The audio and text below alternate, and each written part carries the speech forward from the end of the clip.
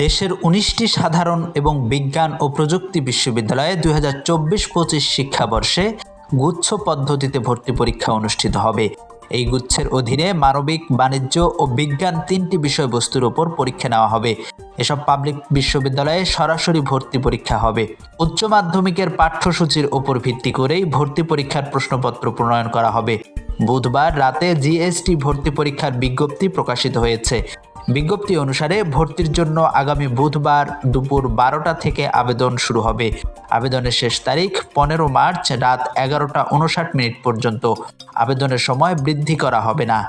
ভর্তি পরীক্ষায় অংশগ্রহণের আবেদন ফি ১,৫০০ টাকা অনলাইনে পরিশোধ করতে হবে। আর্কিটেকচার বিভাগের ব্যবহারিক পরীক্ষায় অংশগ্রহণের ক্ষেত্রে অতিরিক্ত ৫০০ টাকা আবেদন ফি এর সাথে যোগ হবে। আবেদন করার পদ্ধতি জিএসটি গুচ্ছভুক্ত বিশ্ববিদ্যালয়সমূহের সমন্বিত ভর্তি পরীক্ষার ওয়েবসাইটে পাওয়া যাবে।